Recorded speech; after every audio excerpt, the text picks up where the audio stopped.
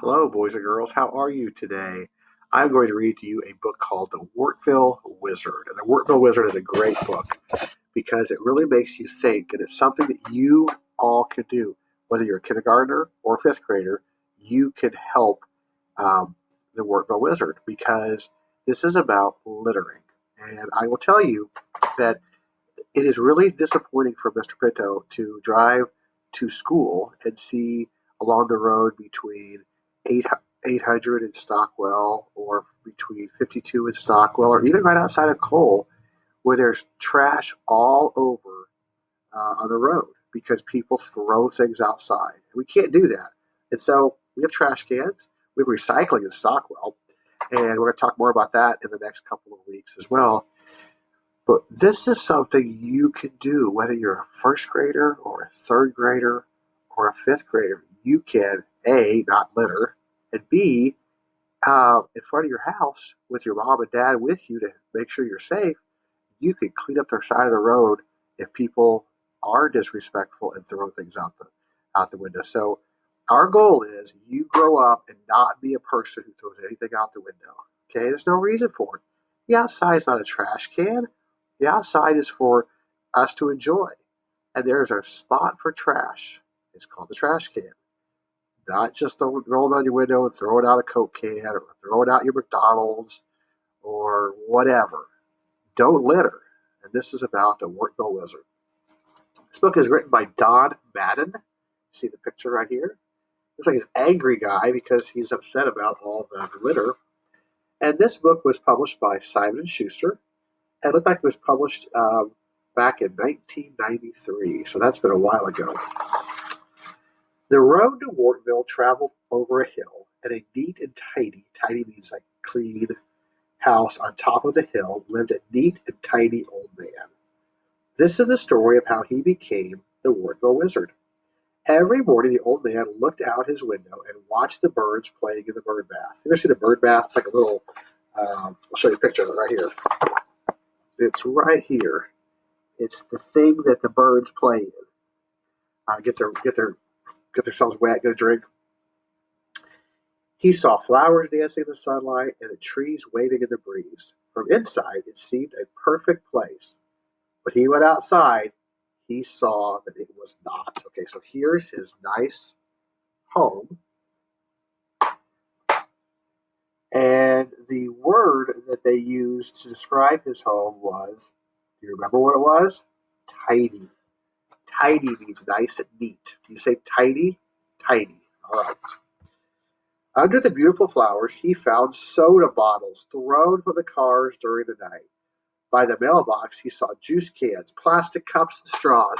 Along the road, he spotted more litter, empty cigarette packs, newspapers, candy wrappers, all kinds of trash. Once he found a worn-out baby buggy full of pacifiers. You know what a pacifier is? The thing you put in your mouth. Sometimes they call it a noobie or a nookie, and your baby or your baby sister, baby brother may suck on it to keep them kind of calm. Another day, he discovered a broken toilet seat against the garden gate. Every day, the old man became angry. The more trash he saw, the more angry he got.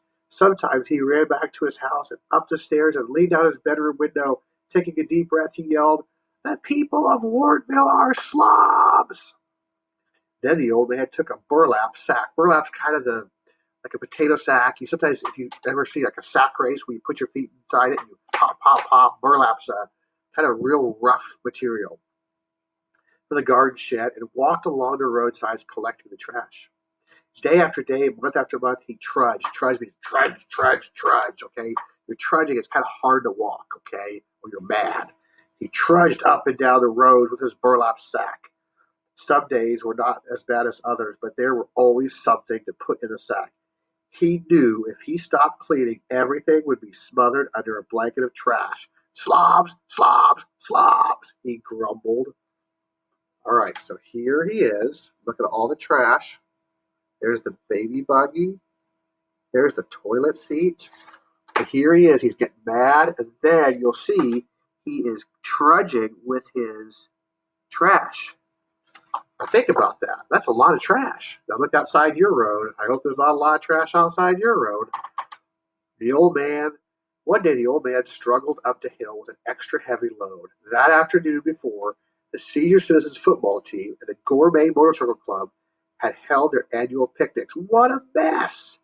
When he got home, he emptied the sack into a big barrel and jumped up and down on top of the heap, squeezing the garbage so that nothing would fall out. But a plastic lid did fall out. Have a nice day, it said. The old man shook his head and walked slowly into the woods. He was tired of collecting, tired of pulling and dragging, tired of jumping up and down to make the barrel hold more, just plain tired of trash. It no longer helped to yell slobs. So he's trying his best. See that? He's trying to get all the trash into the trash bin. But then here, he's kind of feeling a little sad. Look, you can see right here, someone has left trash again. He's kind of giving up hope, isn't he? That's what happens when people don't listen. Got to follow and have hope.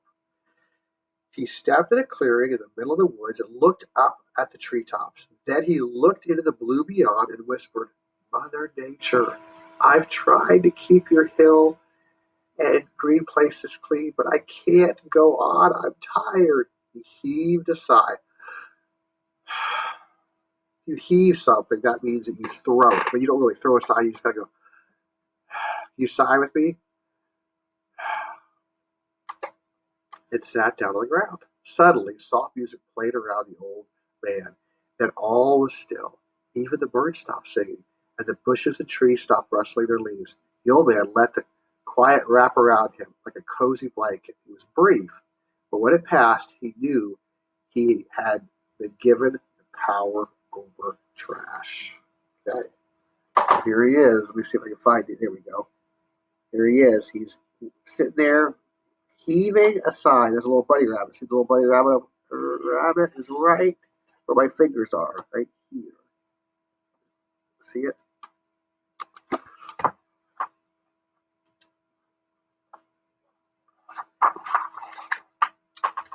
He felt calm and rested as he walked back to the road. A long, shiny automobile drove by. Out of the back window, a small hand tossed a candy wrapper into the air. It was a Cruncho Snuggles wrapper, and it fluttered to the side of the road. Fluttered means like, okay, flutter, flutter. To the side of the road and settled on a clump of dandelions. The old man looked at it and frowned. He pointed his finger and said, Go back and stick to the person who threw you. The wrapper wiggled, then it shot up in the air and flew down the road to the automobile. In the back seat, little Barbette Swartley felt something hit in the side of her face. She reached up and touched the Cruncho Snuggles wrapper on her cheek. She pulled it. It would not come off. That night at dinner, Barbette wore a bandana around her face. She said she was playing pirate.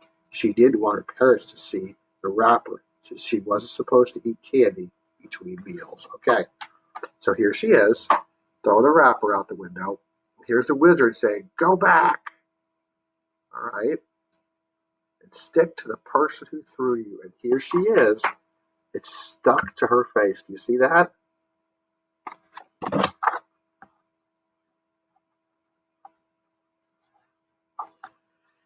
The next morning, as usual, there was trash along the road, but the old man didn't use the burlap bag. He simply pointed at each can, bottle, or box, or whatever litter, and sent it back to whoever had thrown it, exactly as he had done with the Cruncho Snuggles wrapper.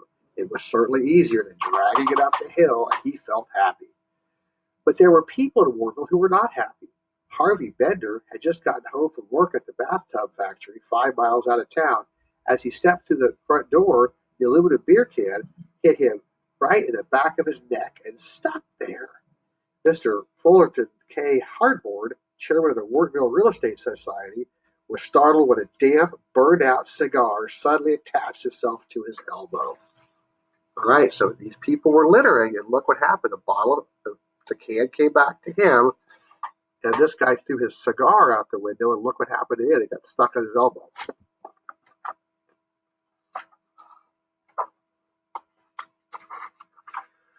And Mrs. Mabel Botts let out a piercing scream when a paper bag full of garbage chased her down the street and stuck to her rear end. Holy cow. Look at that. Chasing her, and then look, it gets her. Oh my goodness, it's stuck to her rear end. The only doctor in Wartville was Melvin Splint. That night, there were a lot of people in his waiting room wearing strange outfits. They were trying to hide the things that were attached to them. As the patients came into his office one by one, Dr. Splint began to worry.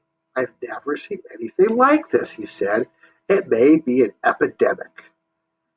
He told the people he would he would go to the next town and ask another doctor for advice. Come back tomorrow to see me in the afternoon.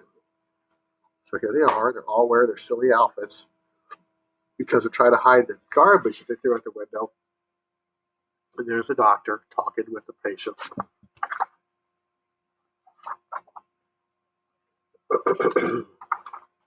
The doctor passed the old man's house as he drove over the hill to the next town. He was worried about his patients. He opened a pack of gum and took it two pieces at once, throwing the gum wrappers out the window.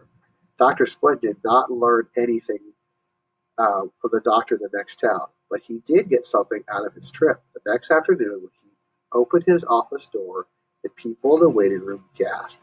They saw gum wrappers stuck to his ears. Oh my goodness, said Fullerton K. Hardboard. People went on. They were really depressed. Depressed means sad. As the days went by, more and more townspeople began to wear strange outfits. Only one lady went to the market in a tent. When she was leaving, she met a friend wearing a quilted plastic garment bag.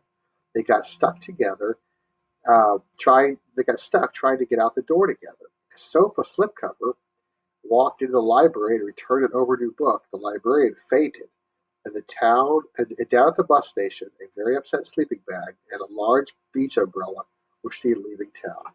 So here's the doctor with his gum wrappers to his ears, and here is the person returning the library book. It looks like Mrs. Cook passed out there. Look at that. Because somebody underneath has obviously littered, and the Wartville Wizard has set the spell on them. Poor Barbette Swartley was sick and tired of wearing the bandana to hide the Cruncho Snuggles wrapper. She decided to go for a long walk. When I get out of town, I'll be able to take this off for a while. She mumbled to herself. Mumble means she just talking to herself. Mumble, mumble, mumble, mumble. Walking along the road that traveled over the hill, she undid the knot and removed the bandana. The Cruncho Snuggles wrapper crackled in the breeze, but the air felt good on her head. Halfway down the other side of the hill, Barbette saw the old man looking for trash. She did not want to be caught without her disguise, so she hid behind a bush and peeked out. The old man had found a pile of empty soda cans, popsicle sticks, and a milk carton. He pointed his finger at each piece of trash and said something. Instantly, the soda cans, the popsicle sticks, the milk cartons jumped in the air and flew down the road to Wartville. Barbette's eyes were almost popped out of her head. She waited until the old man had got into his house. Then she ran down the road as fast as her legs would carry her. He's a wizard, she spluttered. A wizard with the power over trash. That's why things are sticking to everybody. He is a wizard. Here she is. You're hiding out. And then here he is making all the trash fly away. You see that? The wizard's been figured out now. When the townspeople had heard Barbette's story, they decided to call a meeting. By this time, almost every family in Wartville had been stricken, and some people were really in bad shape, especially Jimmy Van Slammer, who couldn't fit through the door. Dr. Splint called the meeting to order. He asked the group to keep calm. Then he spoke. While he spoke, the gum wrappers on his ears wiggled away. The meeting lasted late into the night. The people wanted to show one another the nasty trash they had been trying to hide. They were all relieved to know that others had the same problem. The meeting was tiring, but Mrs. Betts, the lady with the bag of garbage on her rear end, because she couldn't sit down. Finally, Fullerton K. Hardboard stood up. I move we adjourn this meeting and we get some sleep. Tomorrow we'll go out to this wizard's place and demand that he remove these awful stick-ons. Everyone agreed. So here they are. They're having a meeting in a big room. Okay.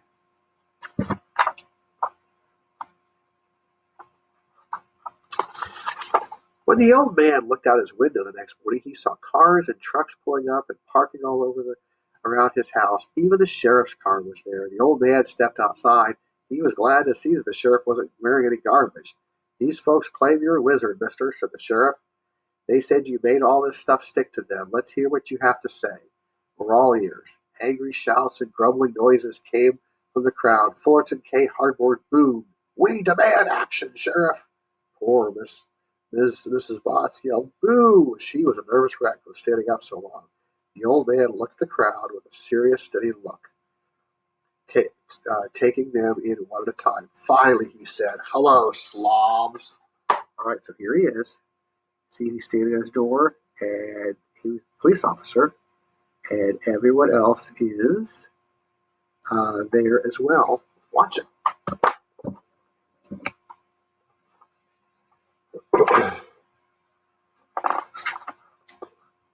"Arrest him, Sheriff!"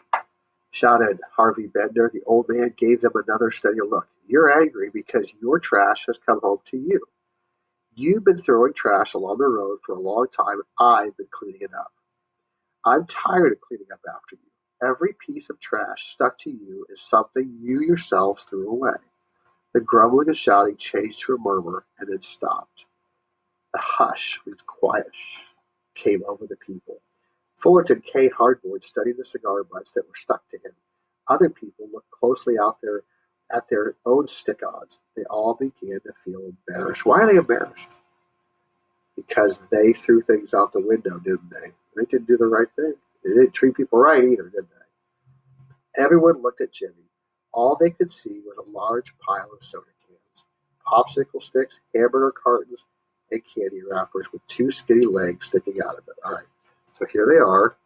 They're looking around and realizing these are all things they threw out the window. Look at all these cigars that the mayor has smoked. And then here's Jimmy. Look at all the trash. He's got a real problem, doesn't he? Everything's stuck to him because he is a litter bug. Litter bug, shame on you.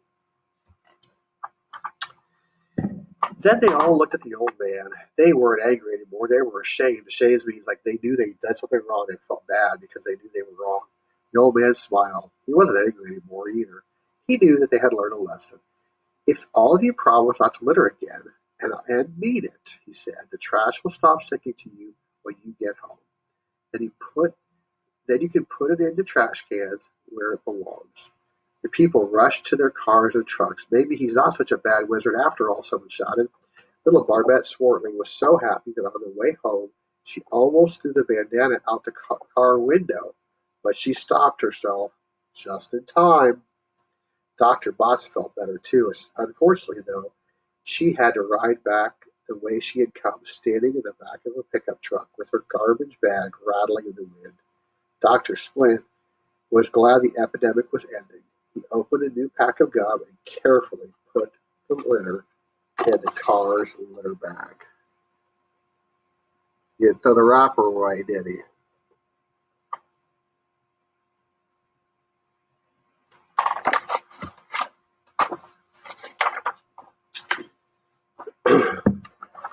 When all the people had gone, the old man walked along the road.